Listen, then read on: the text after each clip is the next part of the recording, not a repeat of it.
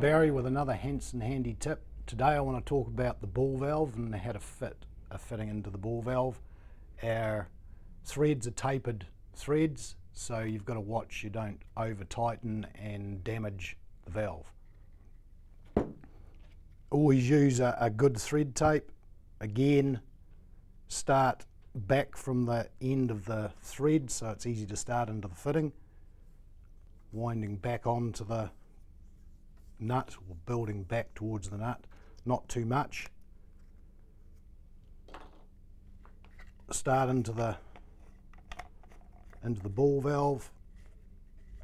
You can feel the seal starting to take. Hand tight, and 1 to 2 full turns. And remember, it's not about tightness. It's not about how tight you can get it in there. It's about seal. If you're not happy with that, if you don't think it's tight enough, you don't think it's firm enough in there, take it out, put a bit more thread tape on and start again. For more information, you can visit our website, hansonproducts.co.nz.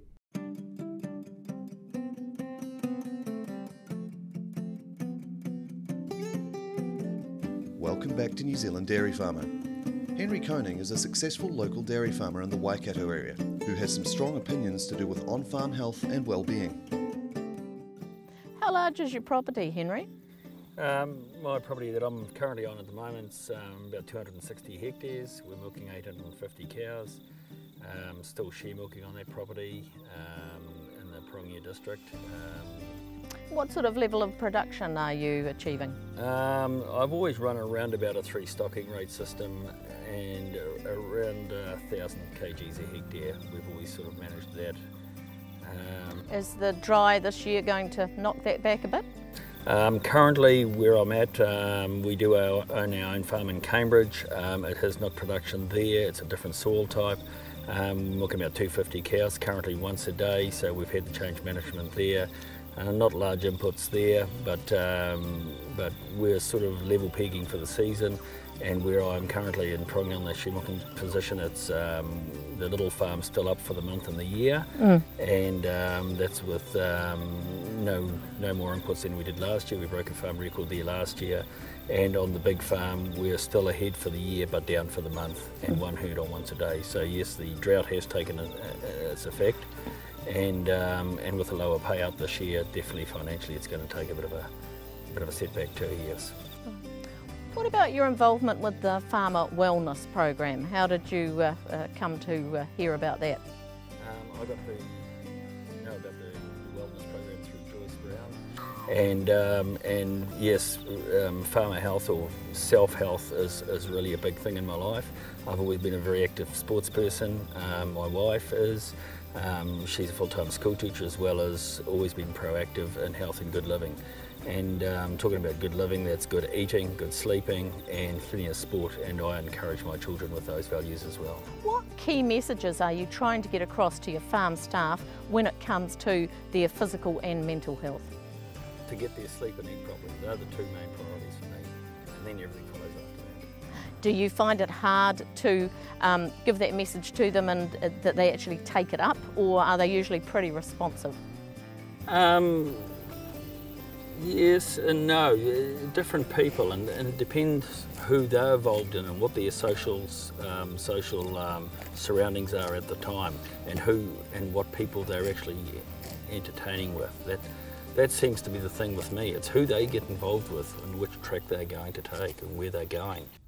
When you've talked to farm staff about some of the issues, have you got a negative reaction from them saying, it's my life, I can do what I want? Not really. More often than not, they say nothing. They sort of, you get that feeling where, well, what do you know type of thing. This is my life type of thing. I think, yeah, a high percentage of that then actually, yes, sometimes they do acknowledge it and say yes, but actually doing something about it they sort of get so tired, or they fall into a trap where they don't actually change their lifestyle, but then they actually deteriorate, you see. Yeah. With farm staff who do make positive changes, can they pass those messages on to other farm staff who might be struggling as they were? Does that work as a system of tackling problems? I think positive people always pass on good information, and I think, hey, we've all been young once, and a lot of young people and young staff, the percentage are very good. And okay, we all go through a stress patch. We all, winters are very hard where, you know, once you start calving till AB, the pressures of farming and life now. And I think if you've got the right frame of mind, you'll always pull through. But yeah, even myself, I mean, you do go through a period where, you know, things do get on top of you, and then, you know, you've got to watch, and that is the time to either, like for me, I'll go home and talk to my wife, or take the positive out of my children coming home. And farm staff, sometimes they live on their own and they don't actually, they've probably got nobody to talk to, and I think that's where either their parents or their friends or me as a boss or whoever, the more people they talk to, it just keeps everything going. And even try and encourage them to, or, you know, get them down for meals with us, or doing something, you know. It's all positive, yeah, and yeah, all, you know, we all go through it. So that can draw on experience from other farmers who have tackled some of these issues with staff and have had a positive response out of it. That's right. I think the biggest thing too is I'm quite aware of giving time off. Like, I give one weekend off a month where I can, and I think in the time of the year where it's not really busy is not. Is taking the time out and then allowing, like, you know, we've got these compulsory 4 weeks a year now, so making them take the 2 weeks in Christmas and in winter to break it up, try and break it up, and I spend quite a bit of money on relief milkers, allowing my staff to have time off and not loading them up with pressure so much. And I think with the stresses of today, people are pushing so much. I think it comes back to that time management again, and letting some of these, especially the younger people, letting them have time to go and do their thing. Yeah, so it's just not all about farming and working.